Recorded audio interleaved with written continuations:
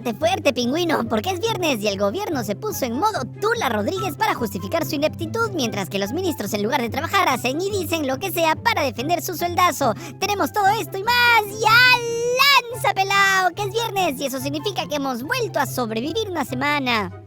Y ahora te vamos a contar cómo se ganan el sueldo los ministros. Ayer los integrantes del Ejecutivo, empezando por el Premier Gustavo Adrianzen, salieron en bloque a trabajar por el Perú. Claro que no, salieron todos a una sola voz a defender al hermanísimo Nicanor Boluarte, prófugo de la justicia, que ordenó 36 meses de prisión en su contra. El torturador de corbatas Gustavo Adrianzen calificó de politización de la justicia la orden de prisión preventiva contra Nicanor, acusado de liderar una red criminal. Afirmó que Dina Boluarte desconoce el paradero de su hermanito y vinculó la medida con una campaña para destituirla, impulsada por grupos ligados a la minería ilegal y promotores de la vacancia. Así eso dijo. Lo que no puedo admitir es que se haga un ejercicio de judicialización de la política y que se le pretenda vincular a la señora presidenta con esta presunta organización criminal y que se utilice luego este argumento para aducir que hay una presunta incapacidad moral de la señora presidenta y querer con ese argumentillo generar una posible vacancia. Eso es absolutamente inadmisible. La señora presidenta no tiene absolutamente nada que ver en esto. En general, la preocupación que a mí me evoca esta situación es precisamente esa soterrada manera que tienen de querer vincular a toda costa a la señora presidenta con este tipo de situaciones, y eso es absolutamente lejano de la verdad. Claro, Dina no sabía lo que estaba haciendo Nicanor con los prefectos y subprefectos que ella misma nombró. Soy su hermana, pero no sé nada. Eso te pasa por tener tan ajustada la corbata. Oye, el ministro de Desarrollo e Inclusión Social, Julio De Martini, uno de los más ayalleros del grupo, cuestionó la falta de fundamentos técnicos en la decisión, sugiriendo que busca debilitar al gobierno. Por su parte, el ministro de Vivienda, Duris Wittenbury, que debería estar atendiendo la crisis de agua en Piura, metió su cuchara y dijo que en política no existen coincidencias, destacando que la medida coincidió con el fin del foro APEC, mientras reiteraba la exigencia de una justicia imparcial. Nosotros la semana pasada, el día sábado y el día domingo, estábamos terminando el foro APEC. Y sin embargo, el mismo día, en política, no existen coincidencias. El mismo día se empieza una lectura de una sentencia de prisión preventiva. No existen coincidencias en política. Lo que nosotros, como Ejecutivo, siendo respetuosos de los poderes del Estado, pero también exigimos una justicia que no sea politizada. El siguiente ministro es el más gracioso de todos, conocido por sus declaraciones hilarantes. Desde Lambayeque, el titular de Salud, César Vázquez, calificó el caso como un show mediático y criticó al juez Richard Concepción Carguancho por su afán mediático. También denunció vulneración de la presunción de inocencia y un intento de desestabilizar al gobierno. En política no hay casualidades. Me parece demasiada coincidencia de que ni bien termina, a los minutos que termina la PEC, comience un show mediático con este tema legal que busca desestabilizar al gobierno. Los mismos enemigos del Perú que buscaban boicotear la PEC con paros, al no lograrlo, porque la PEC fue un éxito y la presidenta lideró y organizó este evento internacional que nos colocó en lo más alto del mundo, esta gente que son parte de fuerzas oscuras, ahora ataca al gobierno y trata de desestabilizarlo.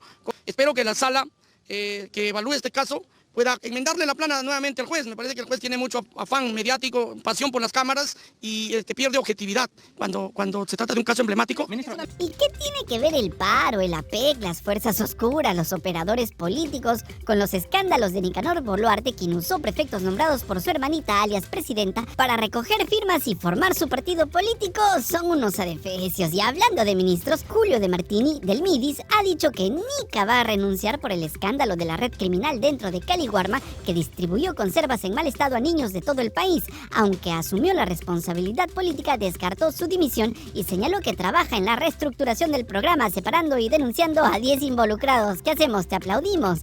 En el Congreso, varias bancadas como Perú Libre, Acción Popular y Juntos por el Perú presentaron una interpelación y una moción de censura contra De Martini.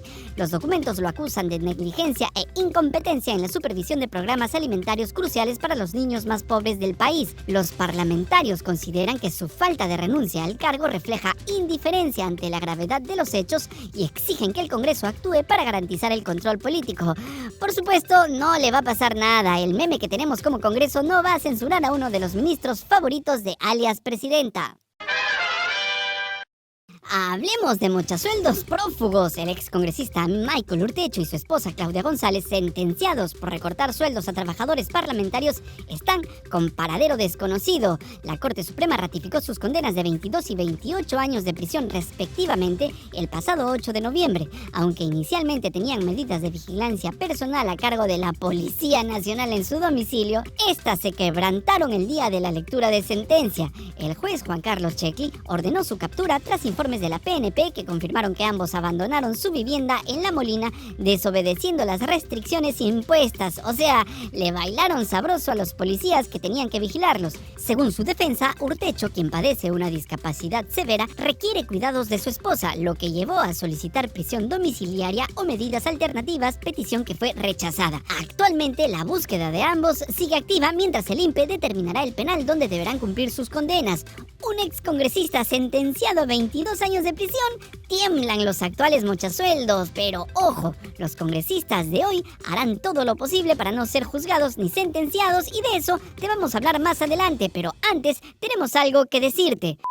Tu apoyo es importante para que podamos seguir sobreviviendo. Necesitamos de ti para continuar llevando información a nuestro estilo, pero verás, puedes ayudarnos a través de Yape, Plin y PayPal. Recuerda que también puedes convertirte en Patreon de Sálvese Quien Pueda.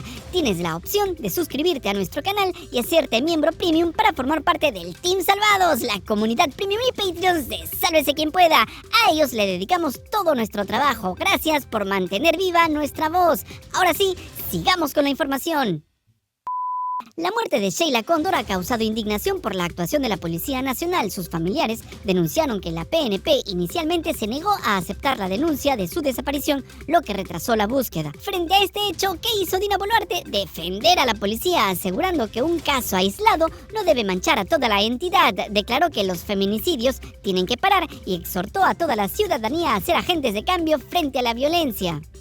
Asimismo, les pido que tengamos presente que nuestra policía tiene elementos muy valiosos y su reputación no debe mancharse por malos efectivos que olvidan que están al servicio de la patria y de los compatriotas. Lo que debería hacer alias presidenta es ordenar, si alguien le hace caso todavía, una reforma total de la Policía Nacional. No se trata de hechos aislados, como ella dice. Son acciones recurrentes. Son la corrupción y la ineptitud que campean en la policía. Y sin una reforma a fondo, las cosas seguirán yendo de mal en peor. Y a propósito de la ineptitud del gobierno, el jefe del gabinete, Gustavo Adriansen, se puso en modo Tula Rodríguez y dijo que el gobierno no está haciendo clic con la población y que por eso Dina Boluarte está en el subsuelo con un 3% de aprobación. Es la gobernante más rechazada del mundo. Según Adriansen, esto tiene que ver con que el Ejecutivo no está comunicando de forma clara las políticas en las que trabaja el gobierno. Por supuesto, nunca reconoció los errores y las denuncias de corrupción que envuelven a Dina Boluarte. Cada vez que un gobierno saca la carta de no estamos comunicando bien nuestras obras, significa que no tienen ninguna obra real que mostrar o que las pocas que existen no son suficientes para contrarrestar los escándalos y la ineficiencia que dominan la gestión. Es una forma elegante de culpar a la ciudadanía por no entender mientras evaden responsabilidades por su incapacidad de gobernar y los líos de corrupción que los hunden aún más en la desaprobación. Y solo por mencionar algunos casos como las matanzas durante las protestas, el escándalo de los Rolex y las joyas costosas, el caso del cofre y Vladimir Cerrón, son solo algunos.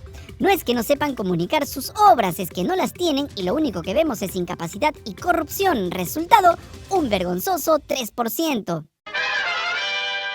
Y hace un momento te comentamos sobre el plan de los congresistas mochasueldos para librarse de la cárcel y no seguir los pasos de su ex colega Michael Urtecho. Bueno, aquí va.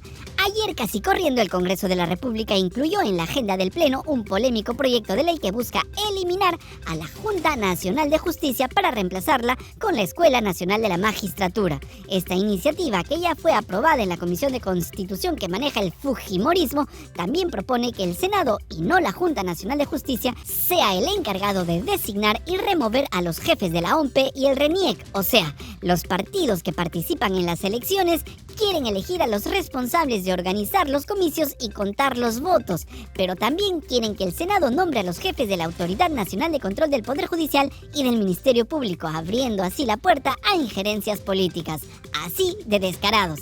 Quienes apoyaron en la Junta de Portavoces la ampliación de la agenda, como siempre, bancadas como fuertes Fuerza Popular, APP, Perú Libre, Renovación Popular, Acción Popular, entre otros. En un comunicado, la Junta Nacional de Justicia advirtió que esta reforma no solo afecta a su institución, sino a todo el sistema judicial del país. La propuesta del Congreso le otorga a la Sala Plena del Poder Judicial y a la Junta de Fiscales la potestad de elegir jueces y fiscales, una medida que según la JNJ podría corromper el sistema de justicia como ocurrió en el pasado. La OMPE y el Jurado Nacional de Elecciones alertaron que de aprobarse este dictamen se vulneraría la independencia electoral y se priorizaría la política sobre la idoneidad técnica.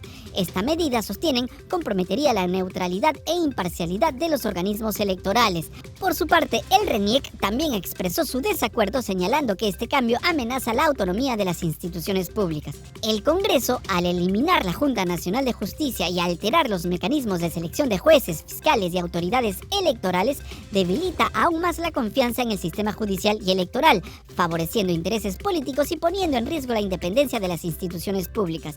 En pocas palabras, los congresistas con denuncias por robarle el sueldo a sus trabajadores, por tráfico de influencias, por sobornos y demás delitos, quieren jueces y fiscales a su medida, y la única manera de lograrlo es tumbándose a la Junta Nacional de Justicia. Afectar e intervenir políticamente en el sistema de justicia y el sistema electoral del Perú sería un nuevo golpe al equilibrio de poderes y a la democracia. Recuerda que si quieres que este micronoticiero siga existiendo, necesitamos de todo tu apoyo. ¡Listo! Si te gustó este mamarracho de programa que te quiere con todo el alma, sigue yapeando y plineando, que es lo único que nos mantiene con vida. Buen fin de semana, miserable, los queremos.